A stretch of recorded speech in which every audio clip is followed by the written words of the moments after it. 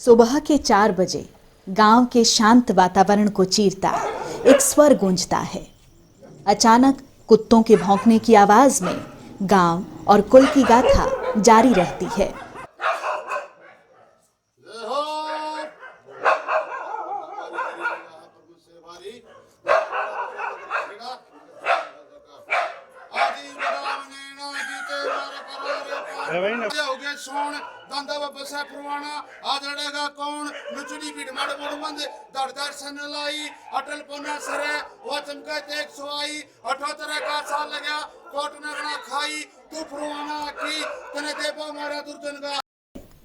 इसके बाद गाथा गाने वाले को अपने घर ससम्मान ले जाने की होड़ लगती है। आखिर किसी एक के घर जाता है यह गाथा गाने वाला मिरासी। चलो चलो चलो चलो। दीपावली की जल्दी सुबह यह गाथा गाई जाती है महम चौबीसी के गांव फरमाणा के मंदरेणा की। गांव का मिरासी इस गाथा को गाता है। गांव फरमाणा में यह परंपरा लगभग 700 साल से चली आ रही है। पीढ़ी दर पीढ़ी इस परंपरा को निभाया जाता रहा है।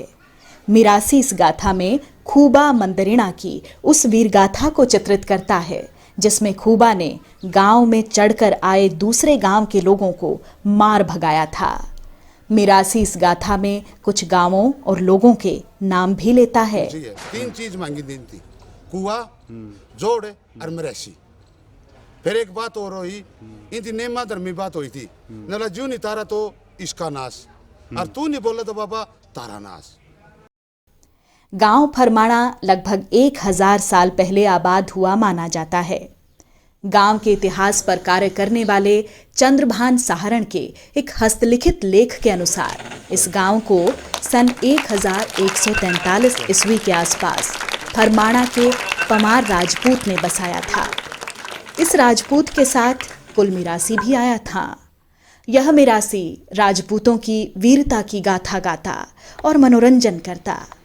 दीपावली के दिन गांव के दक्षिण में बने कुरड़ पर चढ़कर यह मिरासी राजपूतों की कुल गाथा गाता था। राजपूत उसे कुरड़ से कंधे पर उठाकर घर तक ले जाते, वहां उसे दान दक्षिणा देते। ग्रामीण बताते हैं कुछ समय के बाद बलिया मंदरेणा पुत्र जूणा राजस्थान के धारसूल गांव से फरमाणा में अपने परिवार सहित आकर बस गया। गांव के मुखिया ने मंदरेणा के परिवार की गांव में सम्मान से रहने की व्यवस्था की। यह समय भारत पर अलाउद्दीन खिलजी के शासनकाल के समय का माना जा रहा है। उस समय काफी अराजकता थी। आसपास गांव के समूहों में लड़ाइयां होती रहती थीं। एक दिन गांव का राजपूत मुखिया किसी काम से बाहर गया हुआ था। पीछे से पड़ोस के गांवों के एक समूह ने फरमाणा गांव पर चढ़ाई कर दी। गांव में रह रहे मंदरेणा ने बलिया मंदरेणा के पौत्र खूबा ने ग्रामवासियों के सहयोग से चढ़ाई करने वाले को मार भगाया था। राजपूत जब वापस आया तो उसे मंदरेणा की सूझबूझ और वीर गाथा के बारे में जानकारी मिली। उसने खूबा मंदरेणा से कहा कि वह जो मांगना चाहता है मांग ले। तब मंदरेणा ने राजपूत से गांव का एक तालाब और वह मिरासी मांग लिया था जो राजपूत की गाथा गाता था। राजपूत ने अपना वचन निभाया और तालाब और मिरासी मंदरेणा को दे दिए। तब से मिरासी मंदरेणा की ही वीर गाथा गा रहा है। हालांकि उस समय राजपूत ने मंदरेणा से कहा था कि भाई, आपने मुझसे कुछ लिया भी नहीं और मेरे पास कुछ छोड़ा भी नहीं।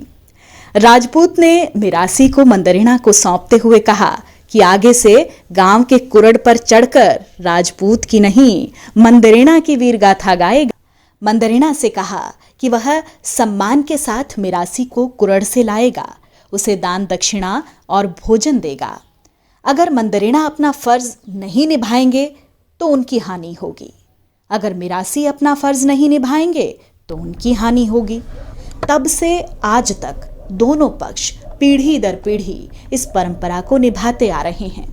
हालांकि कुछ समय के बाद राजपूत इस गांव से चले गए, लेकिन परंपरा आज भी जीवित है।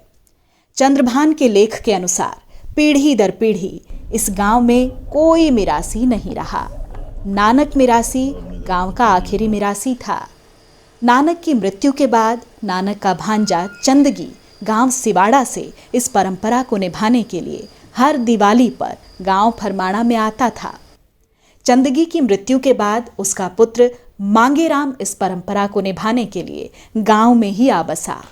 अब गांव में कुरड़ तो नहीं रहा है, यहाँ बस्तियां बस गई हैं।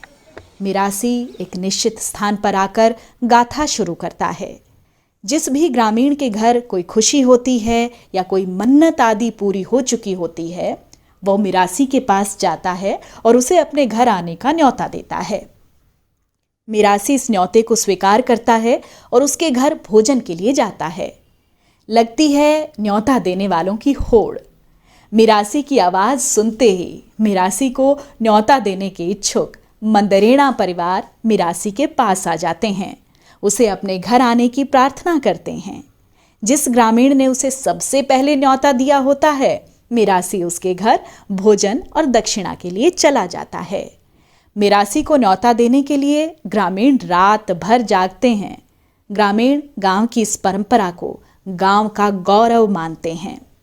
समाज सेवी महावीर साहरण ने कहा, गांव फरमाणा हरियाणा प्रदेश के प्राचीन गांव में से एक है।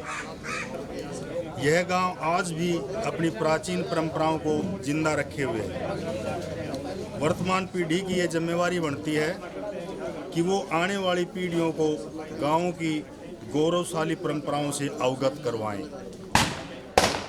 हम गांवों में खेल, शिक्षा तथा नैतिक मूल्यों की स्थापना के साथ साथ सांस्कृतिक व प्राचीन परंपराओं को स्थापित करने का प्रयास भी कर रहे हैं।